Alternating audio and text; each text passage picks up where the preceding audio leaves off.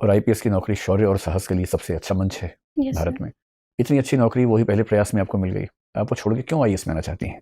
IAS ही आपकी preference होगी ना इस बार? Yes sir. क्यों आना चाहती हैं? सर इसके कुछ रीजंस हैं, जैसे आईपीएस के कंपैरिजन में आईएएस में डाइवर्सिटी ज़्यादा है, हमें वेरियस डिपार्टमेंट्स में काम करने का मौका मिलता है, तो मैं मतलब मेरा ऐसा मानना है कि मुझे ज़्यादा एक्सपोजर मिलेगा, वहाँ ज़्यादा सीखने का मौका मिलेगा। ठीक है। और दूसरा सर इसका ये रीज़न है कि मैं हमेशा से गांव में रही हूँ और मैंने अपने गांव में प्रशासन का रोल देखा है, तो मेरे गांव की जो समस्याएं हैं वो बेसिकली प्रशासन से जुड़ी हुई हैं, तो शायद इस वजह से मैं अपनी पर्सनैलिटी को आईपीएस के कंपेरिजन में आईएएस के लिए ज़्यादा बेहतर मानती हूँ। ठीक है। जैसे हरियाणा की समस्याओं में से एक समस्या है फीमेल फिटिसाइड की। Yes sir. मादा भ्रूण हत्या कहना चाहिए, बालिका भ्रूण हत्या। Yes sir. आप एक पुलिस अधिकारी के तौर पर पीसीपीएनडीटी एक्ट को ठीक से इंप्लीमेंट करने में भूमिका निभा सकती हैं। Yes sir. ताकि कोई भी अस्पताल, कोई भी लेबोरेटरी भूल से भी ऐसी इन्फॉर्मेशन किसी होने वाली माँ को ना दे सके कि उसके पेट में, गर्भ में मादा भ्रूण है। Yes sir. या कोई हॉस्पिटल एबॉर्शन सिलेक्टिव तरीके से ना कर सके। आईएएस के तौर पर आपकी भूमिका थोड़ी बढ़ जाती है और आपको ऐसी स्थितियां बनानी है कि ये समस्या जड़ से खत्म हो जाए। Yes sir.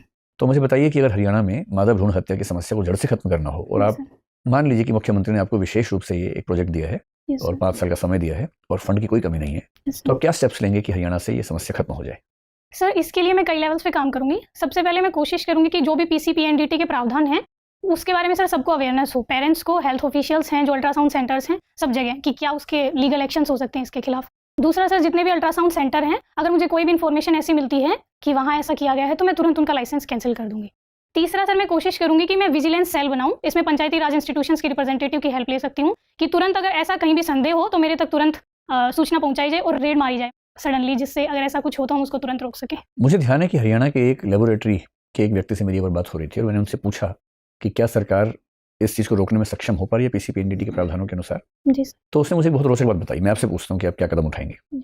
उसने बताया कि लेबोरेटरी में डॉक्टर्स और जो स्टाफ है वो पैसे लेता है मरीजों से ये बताने के लिए कि भ्रूण मेल है या फीमेल है। तो मैंने पूछा कि फिर वो फंसते क्यों नहीं? तो उसने बताया कि सर तरीका ऐसा है कि दुनिया की कोई सरकार फंसा ही नहीं सकती है। वो जब रिपोर्ट बनाते हैं सिर्फ इतना बोलते हैं कि रिपोर्ट लेने के लिए मंडे को आ जाना या फ्राइडे को आ जाना। मंडे यानी मेल, फ्राइडे यानी फीमेल। इस लेवल पर जाकर आप कैसे किसी लेबोरेटरी को फंसा पाएंगे? तो इमेजिन कीजिए कि आपके ज़िले में इस स्तर पर चीज़ें हो रही हैं और ये मंडे फ्राइडे तो एक तरीका है, इसके और 1000 तरीके हो सकते हैं। कोई सिर्फ इतना ही तय कर ले कि मैं दाएं हाथ से साइन करूं तो समझ जाना बेटा है, बाएं से साइन करूं तो समझ जाना बेटी है। ऐसे 1000 तरीके हो सकते हैं। इस लेवल पर जाकर कैसे बदलाव करेंगे आप?